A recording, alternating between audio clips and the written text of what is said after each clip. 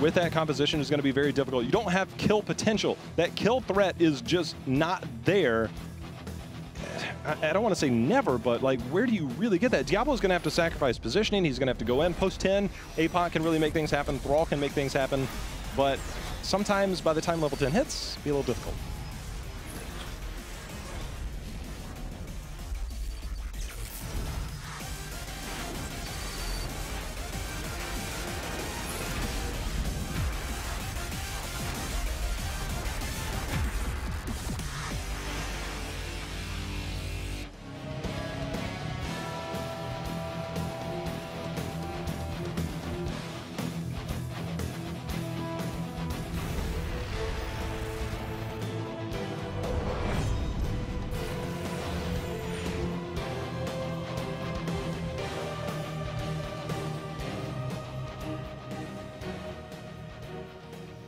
In the red, Team Face Check down 1-0 in the series, but we're going to introduce eStar first, as well as Boxer heading into his bunker. Xingqian playing Vala, Lucian on Stitches, Savage playing Sonya, SW playing Malfurion, and Tiger playing his Zarya.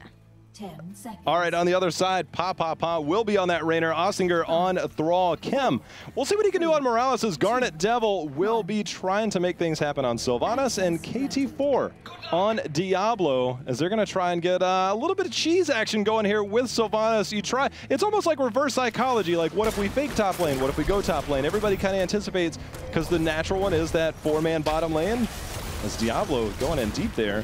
Hook follow up to the, with the roots, but Kim as Malfurion, it'll be very, very important that the safeguard is ready for whomever gets pulled away like that with the hook. Once again, it's gonna go out, Pa, gets safeguard again.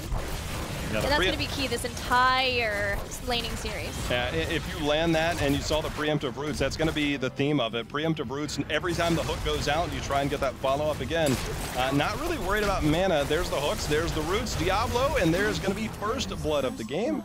And right on cue, eStar is just like, hey, this is how this game is going to go. Get used to it. 3 for 3 on hooks so far. I'm going to try to keep count because I'm already color me impressed for Lucian's hooks. And just as Kim was going back to, that's the other thing is, if eStar can just run Morales out of mana, force her to back, not be able to, or even just use the well tap and eventually back, that's going to be a big opening for eStar to be able to make some more kills happen. I want to move back to the Sylvanas discussion and why maybe they decided to pick her. With the area of effect damage fairly reduced, I wonder if that's just the best that they had comfort-wise to be able to defend versus a Zerg push. I mean, there wasn't a lot of options left to them as Thrall ends up going down. But, you know, they're going to send enough members down, but Xingzi at max hatred stacks is just popping off there. And Malfurion going to be able to support him. And down on the bottom, Zarya, pseudo-support with those shields. They're going to be just fine without Malfurion.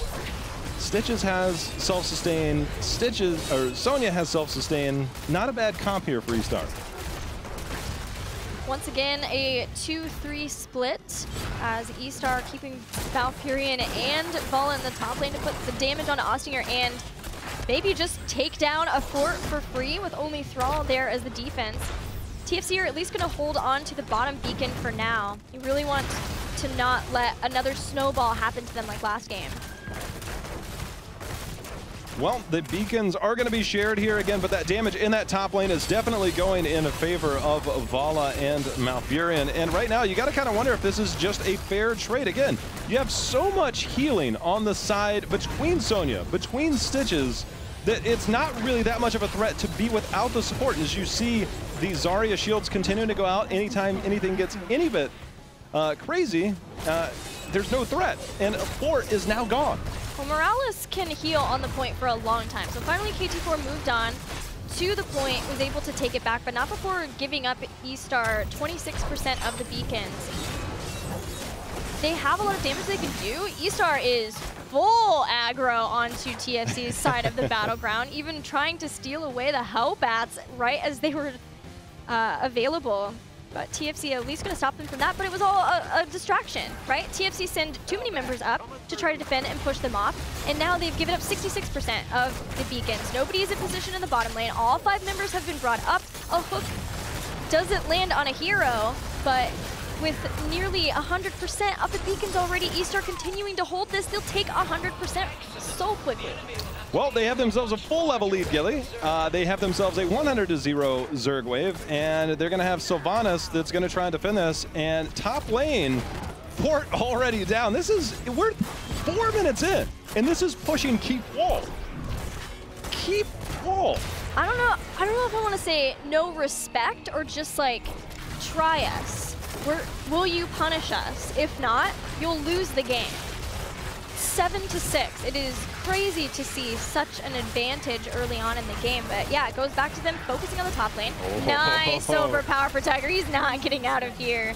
Even though eStar were quick to respond, trying to take down a sidewall.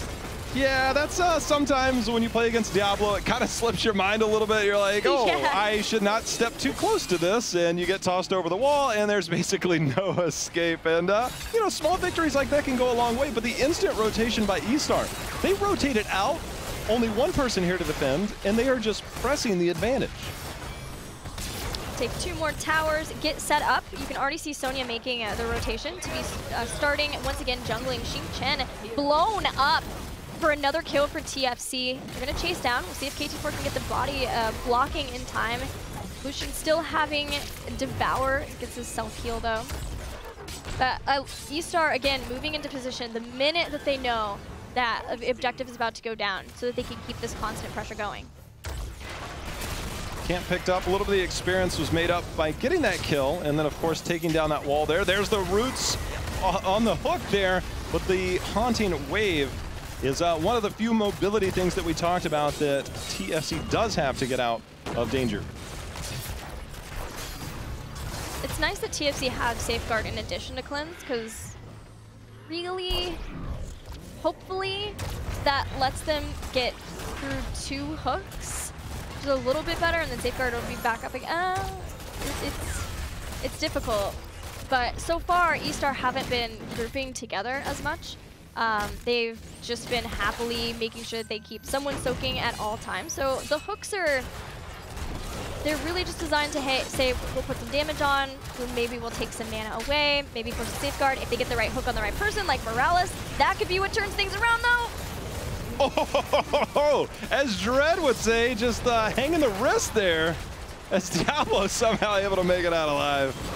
But, the right hook on the right person makes all the difference, and Ostinger, 2 towers. Oh! Diablo comes out of nowhere! From the shadows, Diablo emerges. How did he get that? Okay. Okay, I was like, wait a minute, that's not fair. That is not fair, but Sonya did fall in the end. TFC are getting these kills. They are trying to punish eStar, but it's just not enough.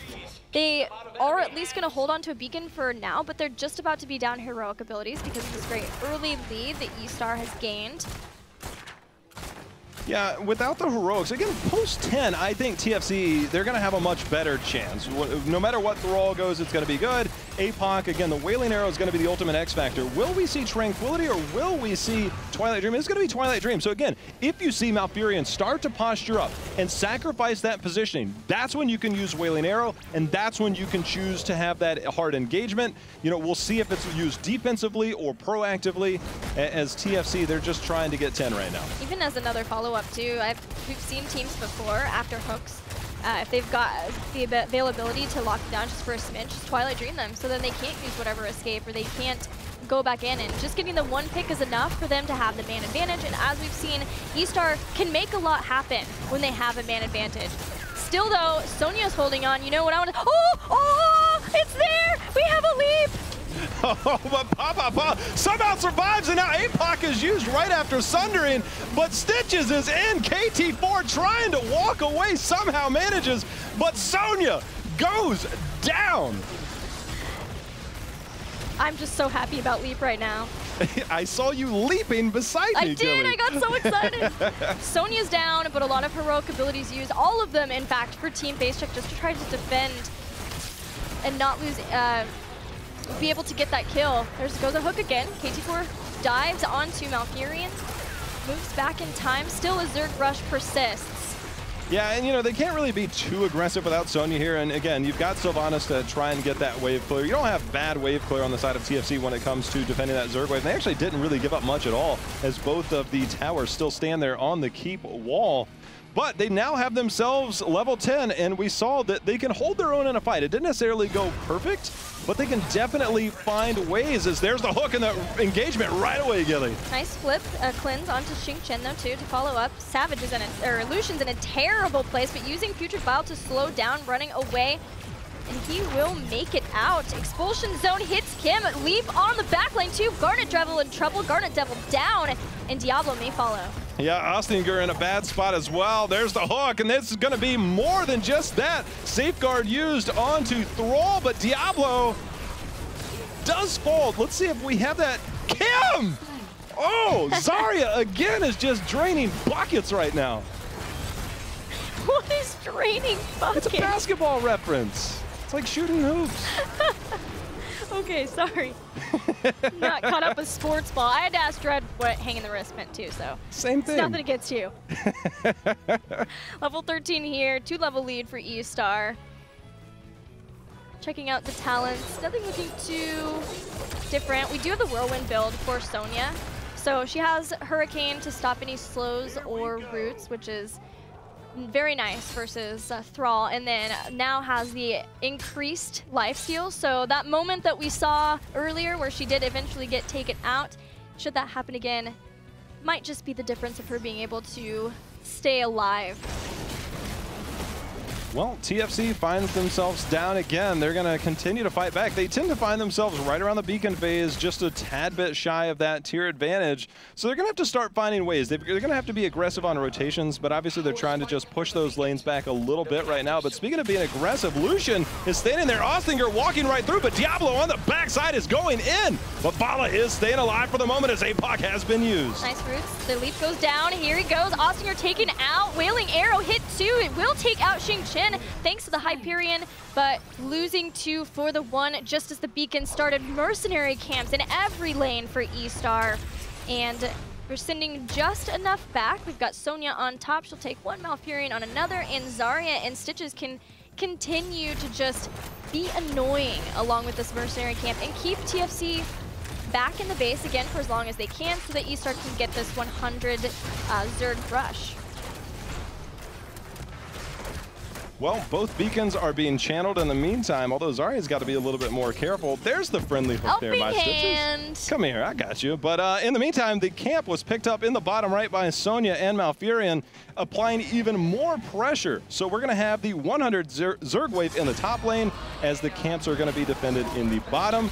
They have a tough defense, and it's not out of the question right now, Gilly, that if TFC, although Boss is going to join the fight. eStar is terrifying.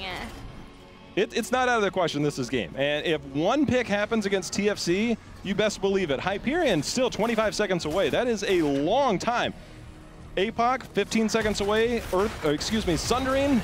We'll see. This keep is gone, but you cannot afford to give up a kill. All right, there goes the hook. Roots as well. KT4 dodging those. Gets back, but it bought some time. And Xingqian working on taking down this keep. The boss is right behind them still too. Like you said, there's no 16, so at least it's an even talent tier for Team Face Check. Hook misses. They have Hyperion. You can use that as a defensive tool. It is hard to engage into that, and here comes the APOC, but the cleanse is there. Hyperion is up as Expulsion Zone has been used, and they are re-engaging. Pa, still continuing to pressure, but they are going to have to defend against the boss, which is now on their core. Hook, Roots, KT4 endangered. He gets taken out, leap in, a second kill. And things are going from bad to worse for Team Face Check. Apocalypse and Sundering were used at the same time. There just aren't really any tools left at that point once eStar could go back in, and that's the thing with Stitches, is that Hook isn't a heroic ability. It's up every, what, 16 seconds, so that they always are able to make a play like that happen. And that one play, all it is, Xingqian looks so happy. And Jhao, I don't know if I have ever seen eStar look like this. Looks so smooth. They're super refined right now. Yeah. And I'm sure it was almost impossible to keep up with that hook accuracy.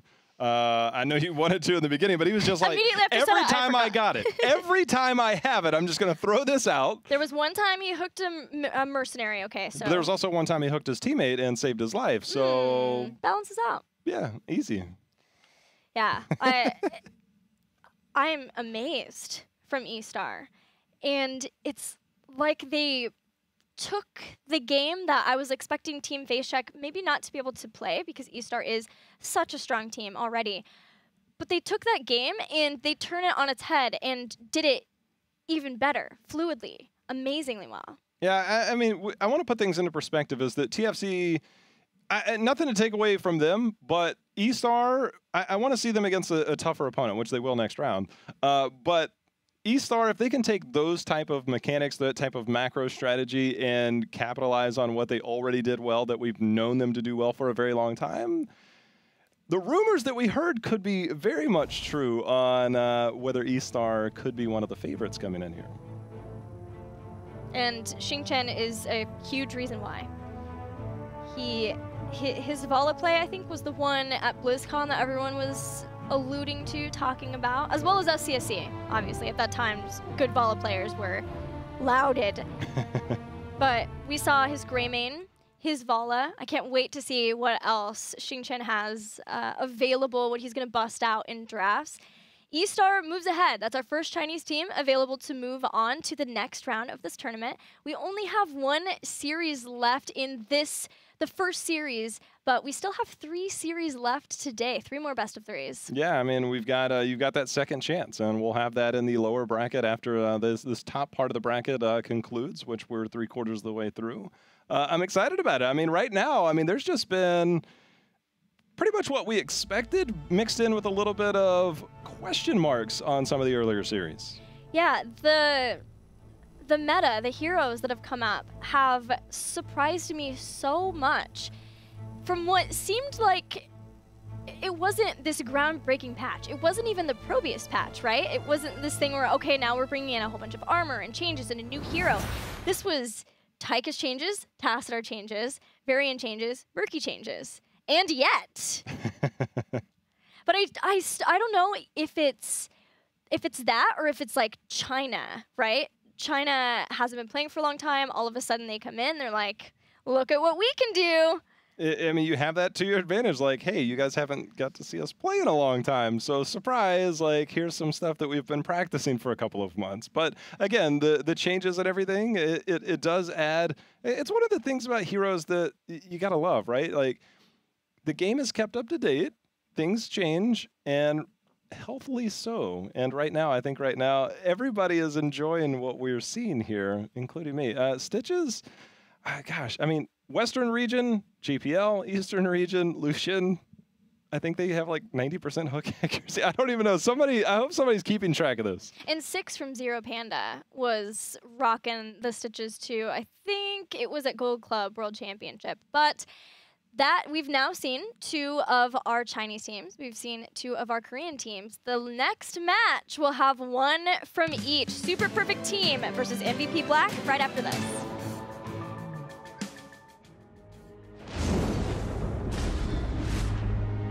Fall before the might of the king. Varian Rin, father, warrior, king. After the desolation of the Second War, Varian returned home with his people and rebuilt the nation of Stormwind. Years later, a plot against the crown would take him away from his homeland. Awakening with no memory, he became the gladiator Logosh, and through many adventures, fought his way back to his kingdom and his son. Varian's ferocity was legendary, and he ultimately gave his life to secure Azeroth's future. Now, in the Nexus, he stands tall as a true hero of the storm. Varian is a versatile melee hero, but even more, he's our first multi-class hero.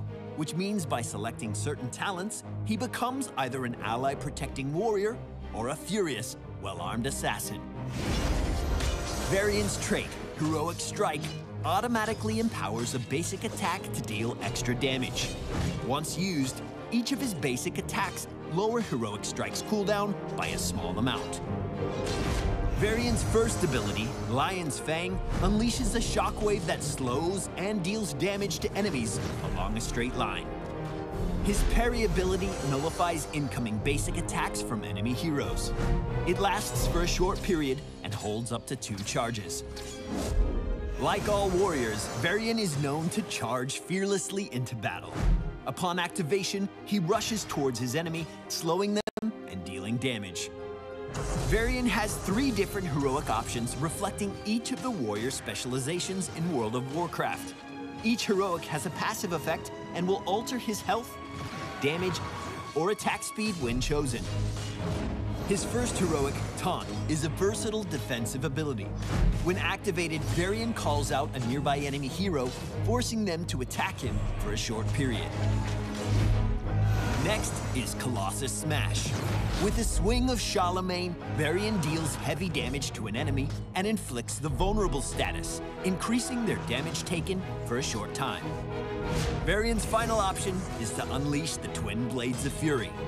This heroic's effect is passive and dramatically increases the speed at which basic attacks refresh his trait, Heroic Strike. In addition, his attacks will increase his movement speed.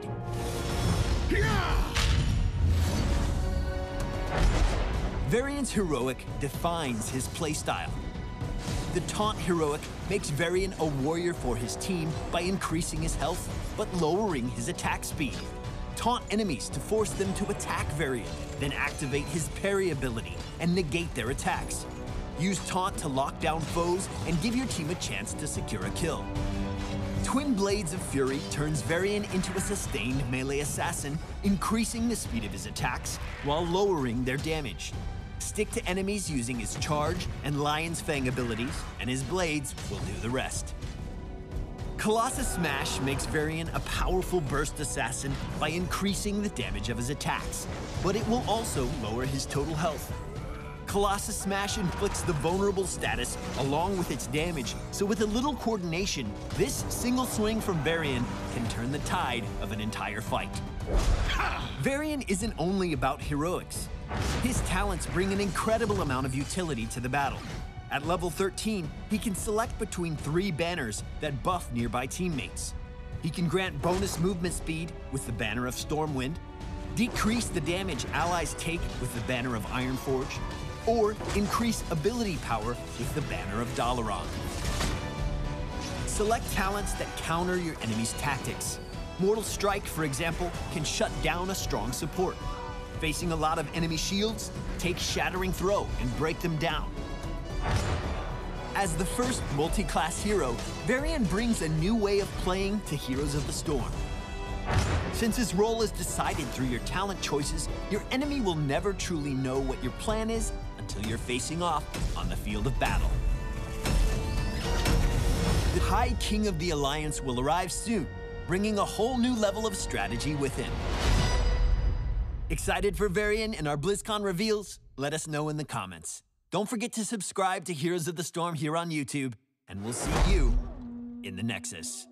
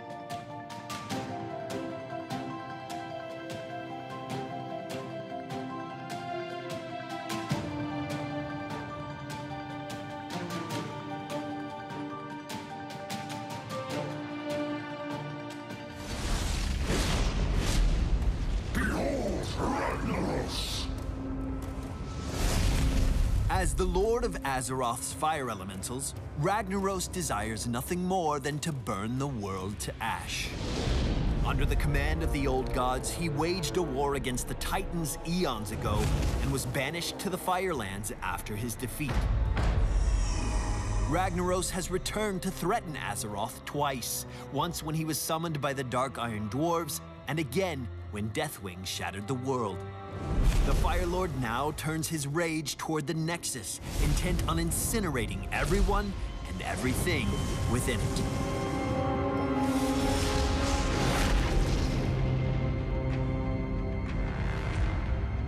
Ragnaros is a resilient melee assassin that controls the battlefield through his mastery of flame and by taking over allied or destroyed forts to call upon his full power. Ragnaros' trait is Molten Core. When activated, Ragnaros takes the place of a targeted allied or destroyed fort for a short period. Although he cannot move, he gains a new set of abilities that can devastate the enemy team. Ragnaros is much larger and more powerful while Molten Core is active, but his health bar depletes over time. When it reaches 0, Ragnaros returns to his normal form. Empower Sulfuras is Ragnaros' primary attack ability. When cast, it causes his next melee attack to hit instantly, dealing area damage and healing him for a portion of the damage dealt. While Molten Core is active, Empower Sulfuras is replaced with Molten Swing. Ragnaros swipes his hammer in a wide arc, damaging and stunning all enemies hit.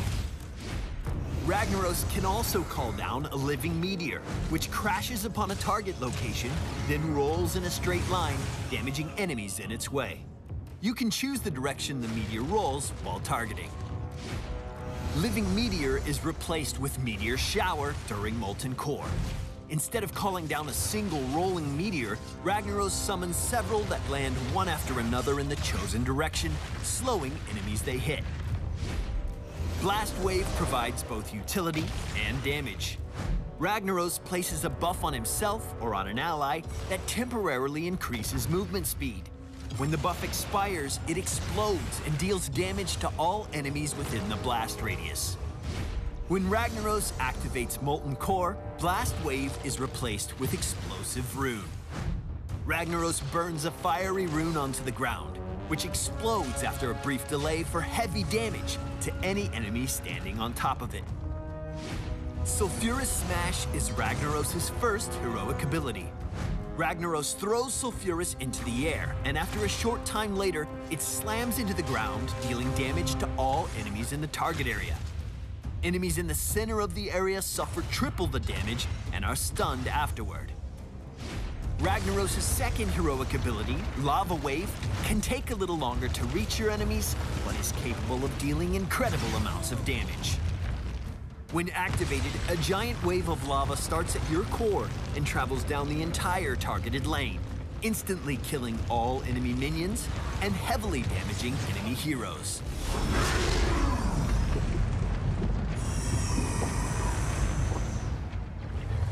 Ragnaros excels at defending forts and keeps since he can take them over with Molten Core. Use this to your advantage, stalling your opponents and buying time for your allies to regroup after a potential lost objective. While Molten Core is active, all